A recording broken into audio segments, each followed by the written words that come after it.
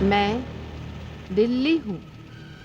मैं देख रही थी मोहिनी का जन्मेजय को तक्षक की सौगंध के बारे में बताना, जन्मेजय का महाराज परीक्षित को कड़ी सुरक्षा व्यवस्था में रखना, तक्षक को बंदी बनाने का आदेश देना, तक्षक का विद्रोह की आग को और भड़काना, युयुत्सु का क्रोध कि परीक्षित ने उनकी बात नहीं मानी, राजपुरोहित का यज्ञ करने का परामर्श देना और फिर तक्षक से मिलकर 5000 मुद्राओं के लोभ में पड़ना, महर्षि व्यास का राजमहल में आना, महाराज परीक्षित को गीता का पाठ पढ़ाना। मैं ये सब देख रही थी और सोच रही थी कि एक ओर तक्षक की सौगंध, दूसरी ओर महाराज की कड़ी सुरक्षा, तीसरी ओर महर्षि व्यास का परामर्श तथा चौथी ओर कलयुग का बढ़ता हुआ प्रभाव। परिणाम कोई नहीं जानता था, केवल मैं जानती थी, या फिर समय। जीवन और मृत्यु के बीच केवल एक ही वस्तु है, कर्म। मनुष्य को तो उसके केवल कर्मों का ही फल मिलता है। यह उपदेश श्री कृष्ण ने आपके पितामह अर्जुन को दिया था और आज उन्हीं के वचनों को मैं आपके सामने प्रस्तुत कर रहा हूं। नैनम छिन्दन्ति शस्त्राणि, नैनम दहति पावकः, न चैनम क्लेदयन्त्यापो, न शोषयति मारुतः। अर्थात आत्मा अमर है, अजर है, अविनाशी है, उसका अंत नहीं होता। न अग्नि उसे जला सकती है, न जल उसे भिगो सकता है, न वायु उसे सुखा सकती है, न ही कोई शस्त्र उसे काट सकता है। राजन, अपने मन से हर प्रकार का भय निकाल दीजिए, ईश्वर पर आस्था रखिए, उसकी शरण में जाइए। आपको सुरक्षा की कोई आवश्यकता नहीं। आपका यह स्थान तो आपकी प्रजा का हृदय है। आप अपना कर्तव्य समझकर प्रजा के समक्ष जाइए और उनसे क्षमा मांगिए। बस यही इस भय का निदान है।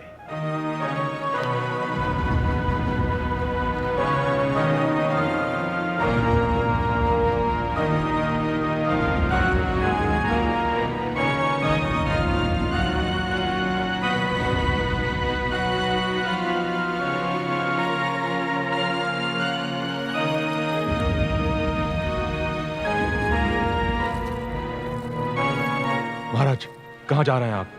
जहां हमें बहुत पहले जाना चाहिए था। हम अपनी प्रजा के सामने जा रहे हैं। किंतु महाराज, आप वहां नहीं जा सकते। कौन रोकेगा हमें? मैं इस राज्य का सेनापति हूं। आपकी सुरक्षा का दायित्व मुझ पर है। आप एक कक्ष छोड़कर बाहर नहीं जा सकते। यह युवराज का आदेश है। राजा युवराज हैं या हम? आप तो आदेश किसका माना जाएगा, युवराज का या हमारा? आपका। तो हट जाओ हमारे सामने से, हट जाओ।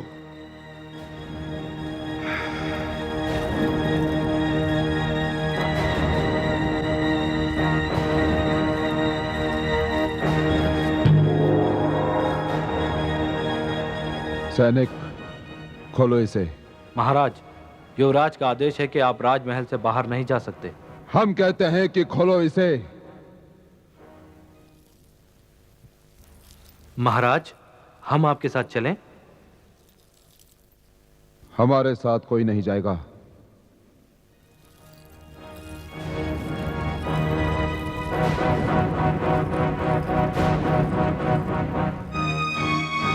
युवराज, अनर्थ हो गया। क्या हुआ सेनापति? महाराज सारी सुरक्षा व्यवस्था तोड़कर राजमहल के बाहर चले गए। ये क्या कह रहे हैं आप? कहां चले गए महाराज? युवराज, वो वन क्षेत्र की ओर गए हैं। वन क्षेत्र में अकेले? आपने उन्हें जाने क्यों दिया? उन्हें रोका क्यों नहीं? मैंने उन्हें रोकने का प्रयास किया युवराज, परंतु महाराज की आंखों में क्रोध देखकर मेरा साहस। सेनापति, महाराज नागवंशियों के क्षेत्र में गए। वो नागवंशी जो महाराज के रक्त के प्यासे हैं, वो तक्षक का क्षेत्र है। वो तक्षक जिसने महाराज का वध करने की सौगंध खाई है। मुझे क्षमा कीजिए युवराज, परंतु मैं विवश था, मैं महाराज को न रोक सका। सेनापति, आप तुरंत अपनी सेना की एक टुकड़ी लेकर हमारे साथ चलिए, शीघ्र। जो आगे युवराज। पुत्र जन्मेजय, माताश्री, आप? हमने जो सुना है वो क्या? हाँ माताश्री, पिताश्री सुरक्षा व्यवस्था को तोड़कर वन क्षेत्र की ओर चले गए हैं। किंतु वहाँ तो सारे नागवंशी हैं। आप चिंता न करें माताश्री। चिंता क्यों न करूं? वे लोग तो महाराज के प्राण लेना नहीं चाहते माताश्री, हैं।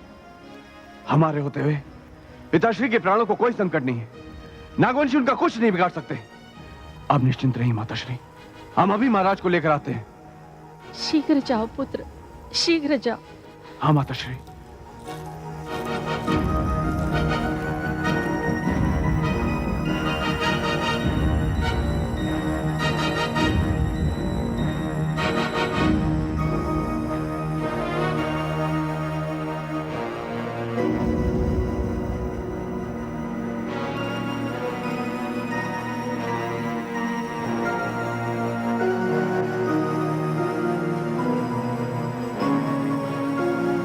महाराज, महाराज, महाराज, लगता है महाराज अपने कक्ष में नहीं है, कहीं गए हुए हैं। मैं अभी देखता हूं। कोई है? सैनिक। प्रणाम राजपुरोहित जी। महाराज अपने कक्ष में नहीं है।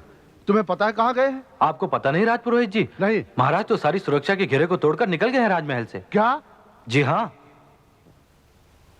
सुरक्षा को तोड़कर निकल गए हैं? किंतु कहां? महाराज नागवंशियों के क्षेत्र में अकेले ही गए हैं। नागवंशियों के क्षेत्र में? जी हाँ। ठीक है, तुम जाओ।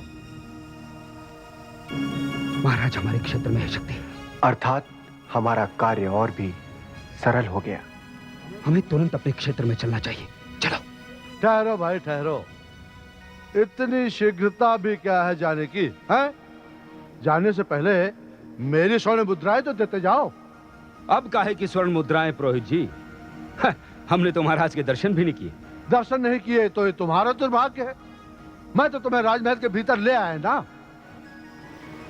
यदि तुमने मेरी स्वर्ण मुद्राएं नहीं दी तो मैं तुम्हें राजमहल से बाहर नहीं जाने दूंगा।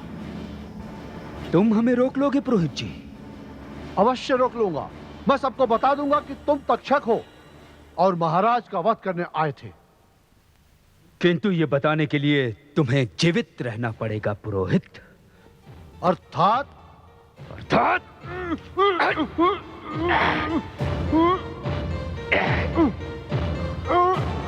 हमारा भेद खोलेगा तुम।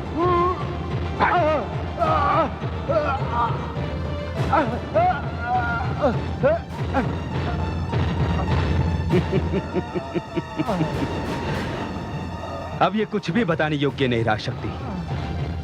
चलो। अच्छा राजपुरोहित जी, हम चलते हैं। प्रणाम।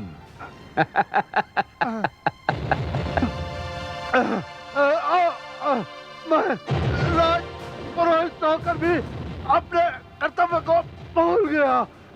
उस स्वर्ण मुद्राओं के लालच में मैं भूल गया कि महाराज अन्नदाता है। हे ईश्वर, मुझसे भयंकर भूल हुई है। मुझे क्षमा करना, क्षमा करना। मैंने लोभ में आकर एक हत्यारे का साथ दिया। परिणाम ये हुआ कि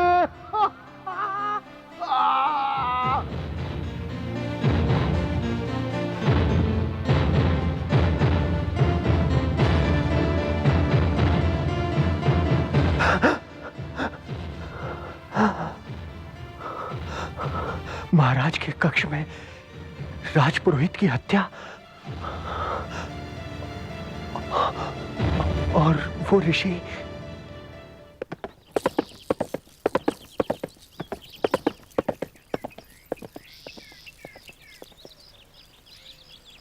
प्रजाजनों,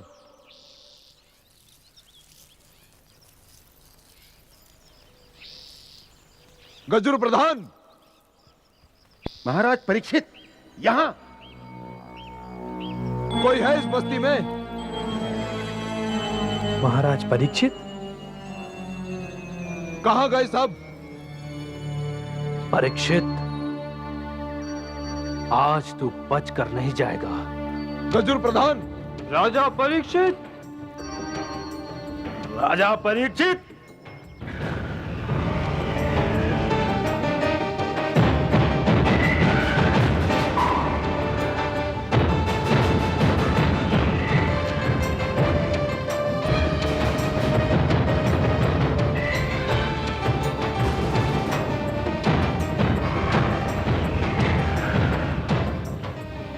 ऋषि शमीक की तुमने हत्या कर दी। अब क्या सारे समुदाय को समाप्त करने आओ यहाँ? नहीं प्रधान। किंतु मैं ऐसा होने नहीं दूंगा। हमने भी सौगंध खाई तुम्हारी हत्या करने की। अच्छा हुआ तुम स्वयं यहां चलकर आ गए। आज मैं आप सबके सामने आया हूं, आप सबको यह बताने कि ऋषि शमीक की हत्या मैंने नहीं की। ऋषि शमीक की हत्या तुमने नहीं की तो किसने की? मैं नहीं जानता। किंतु जो बाण मेरे पिताश्री के शरीर में लगा था वो आपके ही धनुष से निकला था। यह सत्य है कि मैं आखेट के लिए आया था इस क्षेत्र में एक हिरन के पीछे। मैंने उस पर बाण चलाया, परंतु मेरा लक्ष्य चूक गया और बाण जाकर लग गया ऋषिवर को। मैंने उनकी चीख सुनी, मैं उनकी सहायता के लिए दौड़ा, परंतु जब देखा तो ऋषिवर घायल अवस्था में थे। मैंने उनसे अपनी भूल की क्षमा मांगी। उन्होंने मेरी भूल को स्वीकार करते हुए मुझे क्षमा कर दिया। ऋषिवर ने मुझसे पानी मांगा, मैं उनके लिए पानी लेने गया, परंतु जब लौट कर आया तो देखा कि ऋषिवर वहां नहीं थे। वो वहां इसलिए नहीं थे कि वो मर चुके थे। नहीं, जब मैं उन्हें वहां छोड़कर गया था तो वे जीवित थे।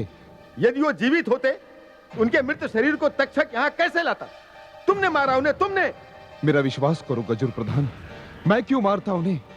मुझसे क्या बैर था उनका? बैर था, वो आर्यों की शरण में ना रहकर नागवंशियों की शरण में आ गए थे। आपके अहंकार को ठेस लगी। आपने उन्हें चेतावनी दी थी कि वो नागवंशियों के साथ ना रहें। जब उन्होंने आपकी बात नहीं मानी तो आपने उनका वध कर दिया।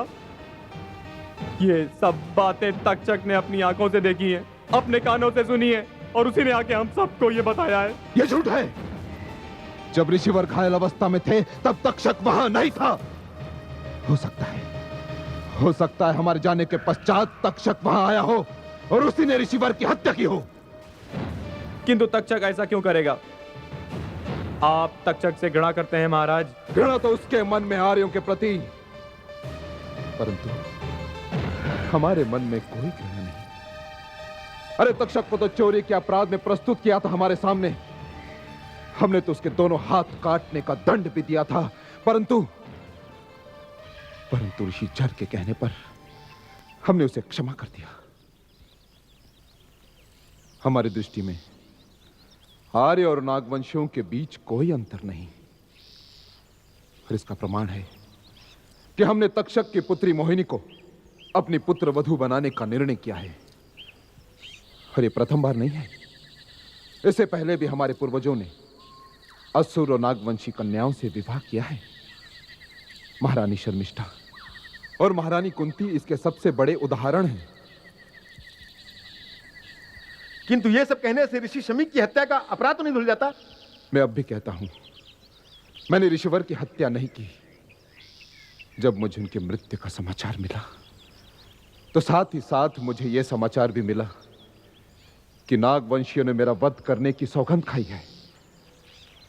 उस समय थोड़ी देर के लिए मेरे मन में भय उत्पन्न हो गया, इसलिए मैं आपके सामने क्षमा मांगने नहीं आ सका। परंतु आज मेरी अंतरात्मा, मेरे कर्तव्य ने मुझे विवश कर दिया आप सबके बीच आने के लिए। आज मैं महाराज परीक्षित आप सबके सामने क्षमा याचना करता हूं। आप सब मुझे क्षमा कर दें, मुझे क्षमा कर दें।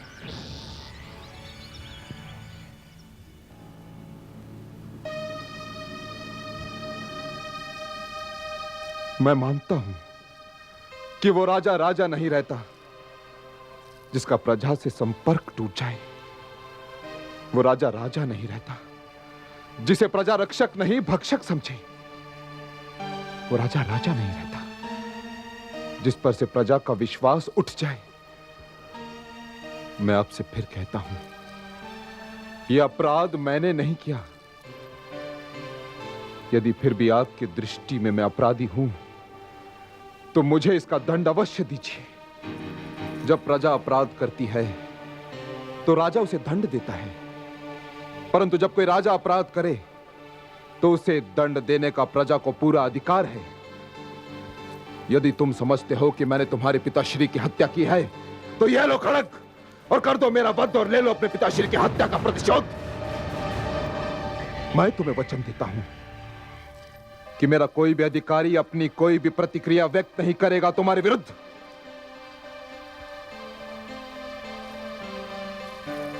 सोच क्या रहे हो? मैं तुम्हें एक अपराधी को दंड देने का अधिकार दे रहा हूं। ये लो खड़क और कर दो मेरा वध और मुझे इस अपराध के भार से मुक्त कर दो। मुक्त कर दो मुझे। नहीं महाराज नहीं, आप अपराधी नहीं है। आप अपराधी हो ही नहीं सकते। आपने मेरे पिताश्री की हत्या नहीं की। आप तो महान हैं महाराज, महान हैं। आपने सार्वजनिक क्षमा याचना करके यह सिद्ध कर दिया कि आप सचमुच न्यायप्रिय हैं, प्रजाप्रिय हैं।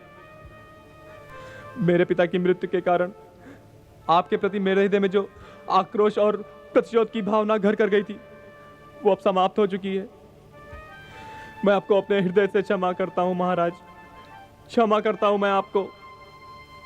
महाराज, संगी सत्य कहता है, आप निर्दोष हैं। आपको हम सभी ने क्षमा कर दिया है। हम बदले की भावना में भड़क उठे थे। आप भी हमें क्षमा कर दीजिए।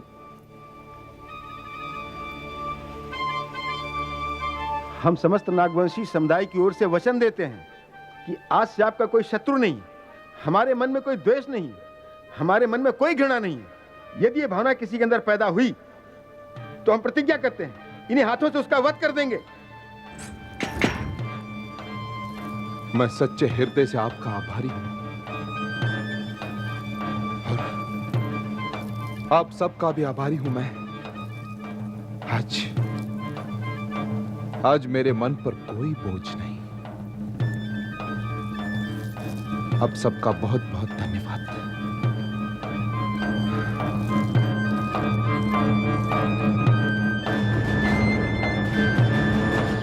महाराज को तो सभी नागवंशियों ने क्षमा कर दिया है। हाँ, क्षमा कर दिया है। इन मूर्खों ने। ये तुम क्या कर रहे हो तक्षक? वही जो मुझे करना चाहिए, किंतु अब तुम ऐसा नहीं कर सकते तक्षक। अरे महाराज को तो स्वयं श्रृंगी ने भी क्षमा कर दिया है, किंतु मैं क्षमा नहीं करूंगा। नहीं क्षमा करूंगा। मैं अपनी सौगंध पूरी करूंगा। तुमने भी मेरे साथ सौगंध खाई थी शक्ति, किंतु अब वह स्थिति समाप्त हो गई है तक्षक। रुक जाओ तक्षक, रुक जाओ। धनुष पर चढ़ा बाण कभी रुका है? महाराज!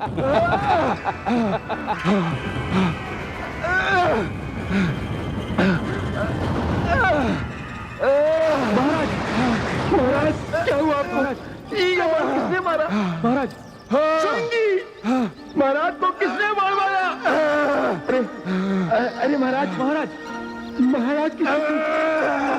महाराज संभालिए अपने आप को। महाराज संभालिए अपने आप को। अरे महाराज! पिताश्री, पिताश्री हट जाओ तुम सब। पिताश्री, पिताश्री, पिताश्री, पिताश्री।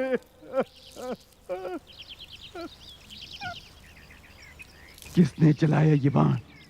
किसने चलाया ये बाण? किसने की हमारे पिताश्री की हत्या? बोलो, बोलो। तुम लोगों का मौन तुम्हें हमारे क्रोध से नहीं बचा पाएगा। बोलो, कौन है तुम में से हत्यारा?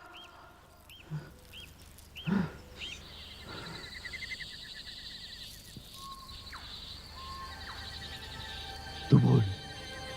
किसने किया ये घोर अपराध? किसने की महाराज की हत्या? हम नहीं जानते युवराज। हम नहीं जानते कि महाराज पर बाण किसने चलाया। महाराज तो यहाँ हमसे क्षमा मांगने आए थे और हम सबने उन्हें क्षमा भी कर दिया था। प्रधान, तू बता, हत्यारा कौन है? युवराज, श्रृंगी सत्य कह रहा है।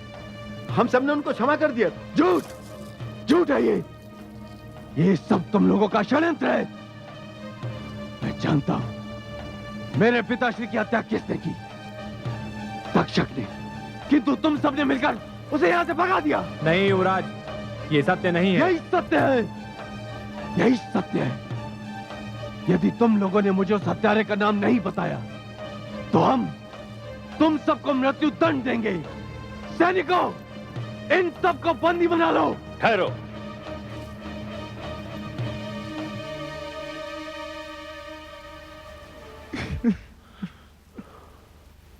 दादाश्री, इन लोगों ने मेरे पिताश्री की हत्या कर दी। हत्यारे ये सब।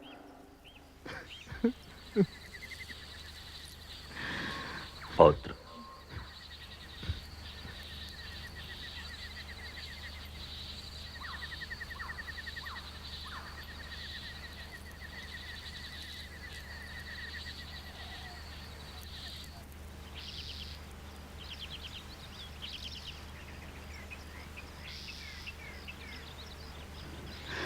दादाश्री, मैं इन लोगों को नहीं छोड़ूंगा। इन्होंने मेरे पिताश्री की हत्या की है। मैंने इन्हें बंदी बनाने का आदेश दिया है। सैनिकों, बंदी बना लो इन सबको। नहीं, ऐसा नहीं होगा। दादाश्री, ये क्या कह रहे हैं आप? ये सारे लोग हत्यारे हैं, अपराधी हैं ये। अपराधी ये नहीं, मैं अपराधी को जानता हूं। वो तक्षक है। तक्षक ने ही की है महाराज परीक्षित की हत्या। किंतु अभी कुछ नहीं होगा पुत्र। किंतु दादाश्री, मैंने इन्हें बंदी बनाने का आदेश दिया है। आज तुम्हारा कोई आदेश नहीं माना जाएगा पौत्र। ये क्या कह रहे हैं आप दादाश्री? हाँ, सत्य कह रहा हूं पौत्र। आदेश तो केवल राजा दे सकता है। तुम युवराज हो, राजा नहीं। धीरज और संयम को अपने हाथ से मत जाने दो पौत्र। यह समय क्रोध और प्रतिशोध का नहीं है। तो क्या हत्यारे को छोड़ देंगे आप? नहीं, हत्यारा भी बच नहीं पाएगा। किंतु सबसे प्रथम कार्य जो है वो है महाराज का अंतिम संस्कार और तुरंत उसके पश्चात तुम्हारा राज्याभिषेक। अब ये राज्य शासकहीन हो गया है। अब ये हस्तिनापुर का राज सिंहासन रिक्त है और जब तक इस रिक्त स्थान की पूर्ति नहीं हो जाती ना तो तुम कोई आदेश दे सकते हो और ना ही तुम्हारा कोई आदेश माना जा सकता है। किंतु मैं? पौत्र, तुम केवल युवराज हो और हम महामंत्री हैं इस राज्य के। इसीलिए हमारा आदेश माना जाएगा। तो फिर आदेश दीजिए। महाराज के पार्थिव शरीर को सम्मान पूर्वक राजमहल में ले जाया जाए।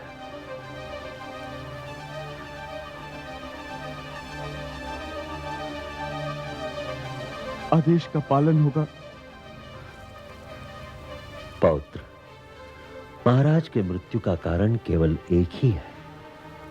संसार में उनका समय समाप्त हो गया। काल को तो एक बहाना चाहिए। मनुष्य हर वस्तु से लड़ सकता है किंतु काल से नहीं।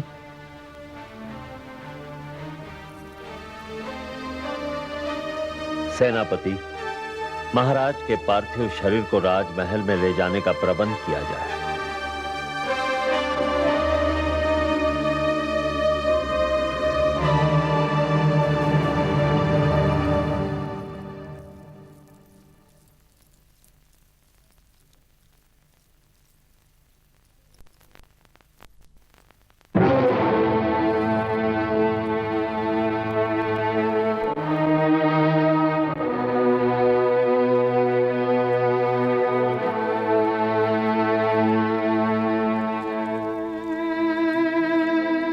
कैसे हुआ पुत्र?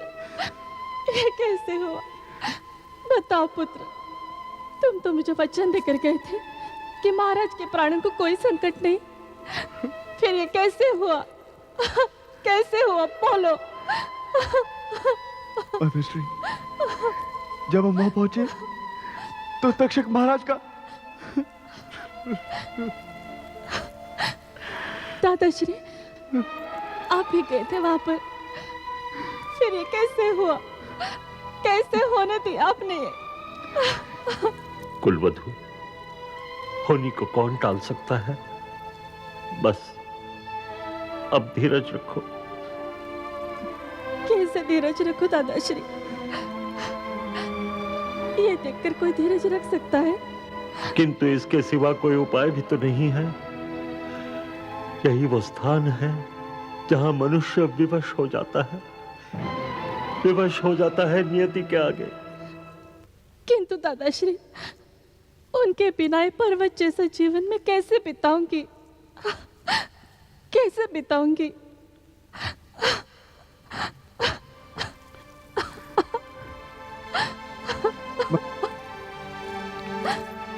कुलवधु, कुलवधु,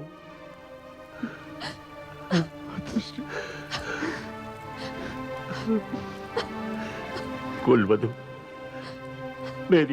मेरी ओर देख, मेरी विवशता को देख। भाग्य की एक कैसी विडंबना है कि जिसके कंधों पर मुझे जाना था, आज उसे मेरे इन वृद्ध और दुर्बल कंधों पर जाना पड़ेगा। कुलवधु, आज मैं संसार का सबसे बड़ा बोझ उठाने जा रहा हूं। रोक लो इन आंसुओं को।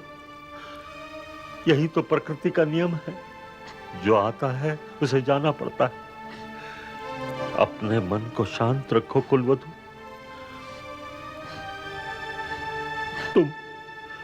तुम उनकी अर्धांगिनी हो। उनके जाने के पश्चात तुम्हारे सर पर भी उत्तरदायित्व का एक बोझ है। महाराज की अधूरी इच्छाओं को पूर्ण करना है, उनके सपनों को साकार करना है तुम्हें। किंतु सबसे प्रथम कार्य है महाराज का अंतिम संस्कार। शांत हो जाओ, शांत हो जाओ कुलवधु, शांत हो जाओ।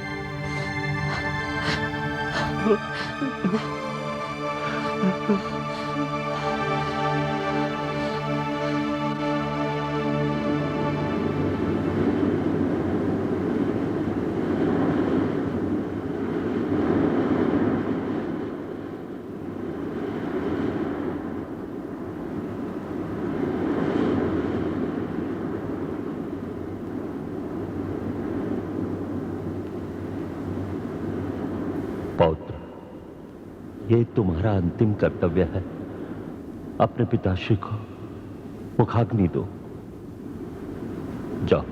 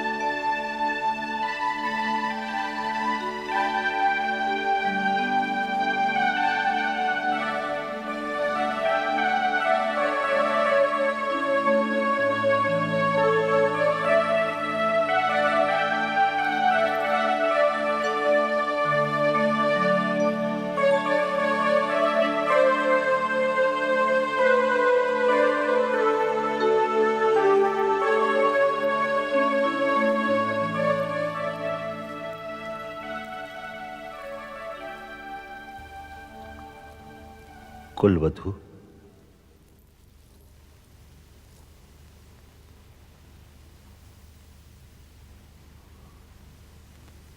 कुलवधु,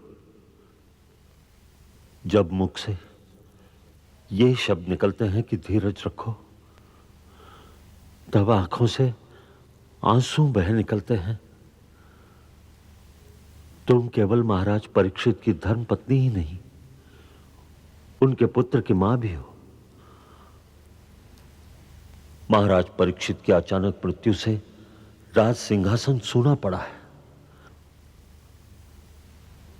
सबसे अनिवार्य जो कार्य है इस समय, वो है युवराज जन्मेजय का राज्याभिषेक, जिसके लिए वो तैयार नहीं है।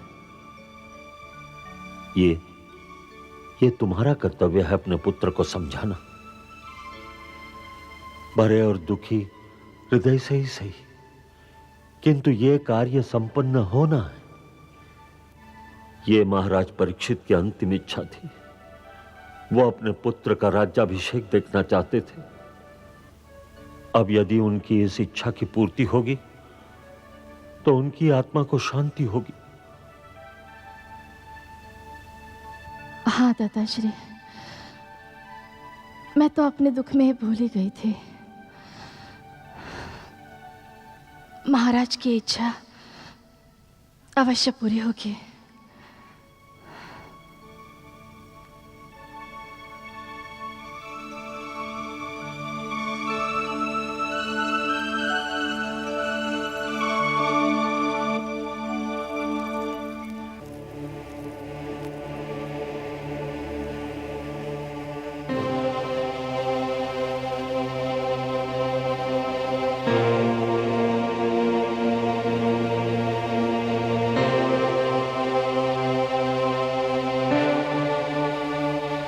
पुत्र जन्मेजय।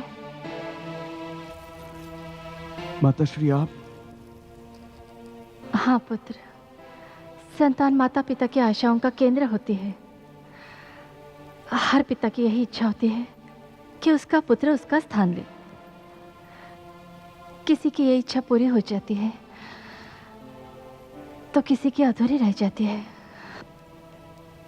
किंतु पिता के उत्तरदायित्व का भार पुत्र के कंधों पर ही आता है। उस उत्तरदायित्व को पूरा करना पुत्र का प्रथम कर्तव्य है। पुत्र, जब तक तुम्हारा राज्याभिषेक नहीं हो जाता, वह स्थान रिक्त रहेगा जो तुम्हारे पिताश्री छोड़कर गए हैं। किंतु माताश्री, इस समय ये मेरे लिए असंभव है। मैं जिधर देखता हूं मुझे पिताश्री की छवि दिखाई देती है। ऐसा लगता है जैसे वो यही है, हमारे पास। कोई आहट होती है तो ऐसा लगता है कि वो आ गए।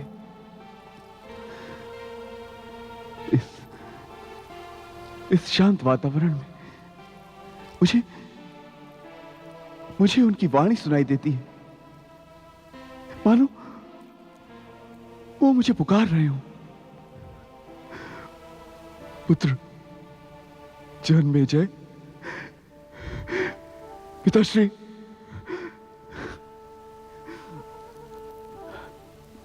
नहीं माताश्री, इस समय मेरा राज्याभिषेक नहीं हो सकता। नहीं पुत्र, जिस प्रकार दृष्टि के बिना नेत्र नहीं होते, धड़कन के बिना हृदय नहीं होता और आत्मा के बिना शरीर नहीं होता, उसी प्रकार राजा के बिना राज्य नहीं होता। हस्तिनापुर का सिंहासन सुना पड़ा हुआ है, उसे तुम्हारी प्रतीक्षा है पुत्र। और ये तो तुम्हारे पिताश्री की भी अंतिम इच्छा थी। वे तुम्हें इस स्थान पर देखना चाहते थे। उनकी इच्छा पूर्ण करो पुत्र।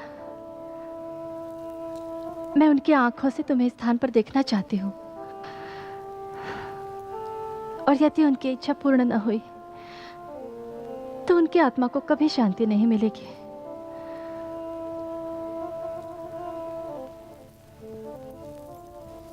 जो आज्ञा